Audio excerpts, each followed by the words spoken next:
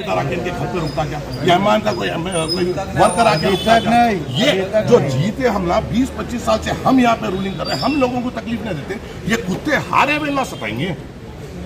और उसको शर्म आना, उसको ये हिंदुआ ही साथ दिए थे उसका, हम लोग के वजह से ये हिंदुआ एक तरफा वोट डाले थे उसको, और आज एक हिंदू का घर तोड़ा रहा। शर्म आना वो हिंदुओं को भी जो उसका साथ दिए।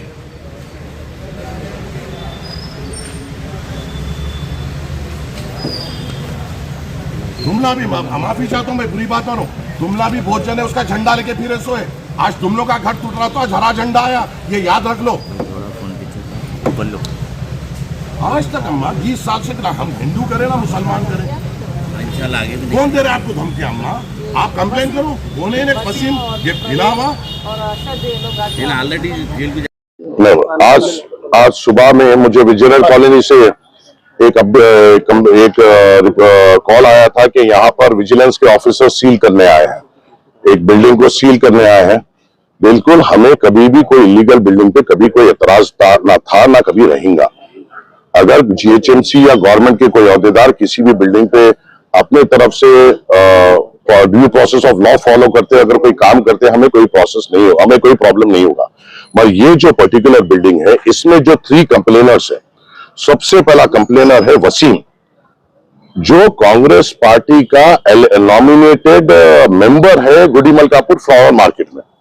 एक है असद, जो यहाँ का जो कॉन्टेस्टेड कैंडिडेट फिरोज है उसके साथ रहता, जो रहता सरदार बेग साहब की दरगाह कर, और ये वसीम रहता सीतारा बाग में। और एक प्रवीण बोल के कंप्लेनर है जो फिरोज खान के साथ रहता, जो रहता संतोष नगर कॉलोनी में। ये तीनों कंप्लेनर्स का इस कॉलोनी से दूर दूर तक किलोमीटर तक कोई रिश्ता नहीं। ये लोग एक एक्सटॉर्शन रैकेट पूरे नामपल्ली में चला रहे हैं।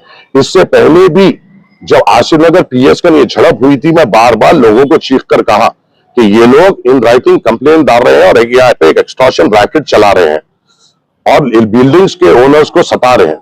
मेरी आपसे, आपके जरिए से पूरे बिल्डिंग ओनर से ये गुजारिश, अगर कोई भी आपको एक्सटॉर्ट करने की कोशिश कर रहा है, आप प्लीज मेरे पास आइए, मैं आपके साथ ठहरूंगा, इर्रेस्पेक्टिव ऑफ हिंदू मुस्लिम या कुछ भी हो। फिरोज को शर्म आनी चाहिए कि आज वो एक हिंदू का घर तोड़ा रहा है।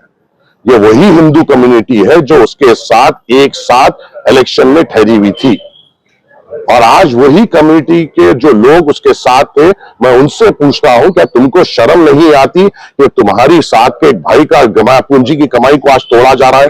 और एक्सटॉर्शन कितना किया जा रहा है? 30 लाख रुपए का वीडियोस है। वो असद और उसके दूसरे लोग आके यहाँ के जो ओनर है अभिषेक, उनसे बात करे, कहा ये जा रहा है कि ये बीआरएस कैंडिडेट है, बीआरएस पार्टी से ताल्लुक रखते हैं, और इनको दबाव डाला जा रहा है कि तुम कांग्रेस में शामिल हो। आप विजयनगर कॉलोनी डिवीजन प्रेसिडेंट, ये तरीका होता है किसी को अपनी पार्टी में लेने का? तरीकेकार ये होता है कि अखलाक से अपना काम करे और वो अपने खुद से आए। और आज यहाँ पे एक एक्सटॉर्शन रैकेट हो रहा है, और मैं यहाँ पे इसलिए आया हूं कि मैंने जीएचएमसी और विजिलेंस को इस एक्सटॉर्शन रैकेट का पार्ट नहीं बनना देना चाहूंगा। मैं जीएचएमसी से मोहब्बत करता हूं क्योंकि मैं एक मेयर है, और ये लोग इस एक्सटॉर्शन रैकेट का पार्ट नहीं बन सकते।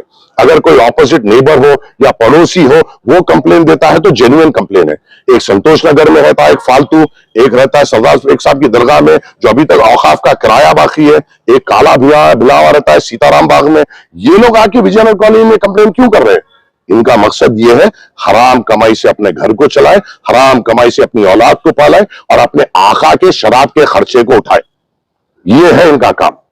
इनके आका का अब शराब पीने के भी पैसे नहीं है, तो अपने कुत्तों को गली गली भेज रहा है कि लोगों से पैसे लूट के लाओ ताकि मैं उन्हें शराब पी सके। ये हराम, ये फालतुओं को सोचना चाहिए कि ये वही कम्युनिटी है जो तुम लोगों का साथ दी है, और आज वही हिंदू कम्युनिटी के खिलाफ ये लोग बुलडोजर लेके आए हैं, जिसे रोकने के लिए मंजलिस ठहरी हुई है, जिसका साथ आप लोगों ने नहीं दिया। ये याद रखिए हमेशा, और हम इस घर के साथ ठहरेंगे, पूरी मजबूती के साथ ठहरेंगे, और इस घर को धक्का लगने नहीं देंगे। हकीकत मैं काम करता हूँ, मैं विजयनगर कॉलोनी का डिवीजन प्रेसिडेंट हूँ। मेरे पास मैं घर बना ले रहा हूँ, वो लीगल इलीगल वो अलग बात है। मैं क्या बोल रहा हूँ, उसमें मैं कोर्ट को गया सो, मेरे पास कोर्ट नोटिस से ऑलरेडी मेरे को एक नोटिस भी कोर्ट ऑर्डर से मेरे पास खिलाफ जीएचएमसी के वैलिड, वो पूरा बेखातर करते हुए आज खाली एक्सटॉर्शन गैंग की वजह से ये विजिलेंस टीम जीएचएमसी हो गई, जीएचएमसी के बाद विजिलेंस टीम डायरेक्ट अटैक कैसा कर सकती है हमारे को समझ में नहीं आ रहा। अगेंस्ट कोर्ट ऑर्डर्स बोले तो कोर्ट की ऑर्डर की कोई परवाह नहीं है, they are going to trash of the court orders और व्हाट। वो समझ में नहीं आ रहा। ये कोर्ट वैलिड कोर्ट ऑर्डर है, इसके बाद मैं क्या बोल रहा हूँ, मैं समझाया बताया भी उन लोगों को, उन देखने की लायक नहीं कर रहे, उसको कम से कम केयर भी नहीं कर रहे। और ऊपर से बात हुई 30-30 लाख रुपए एक्सटॉर्शन कहां से ला के देंगे भाई? अभी तो पैसे जरा गरीब लोगों से, अभी तो थोड़े पैसे वही बैंक लोन उठा के कर रहे। इसकी बैंक लोन की स्टेटमेंट बता दूं मैं, अभी तो शुरू हुए। एक्सटॉर्शन असद, प्रवीण, शेजान, नंदू, ये पूरे यहाँ के लोकल नहीं है। फिर 4-4, 5-5 किलोमीटर के फेरोज खान का काम करते। फेरोज खान साहब क्या बोलते, मेरे को आओ, वहां पे आओ, मेरे को जुल्म कर देते कि आके पैरा पड़ो, बीआरएस छोड़ दो। अरे कैसा छोड़ दे भाई? मेरी पैदाइश बीआरएस में, जब तक मेरी पार्टी मेरे को इज्जत दे रही, इज्जत करा दे रही, खाली 10 साल हुकूमत में थे, एक दिन भी किसी की एक कंप्लेंट कराना गई कहा, तो भी एक जगह भी मेरे पास एक कंप्लेंट नहीं है।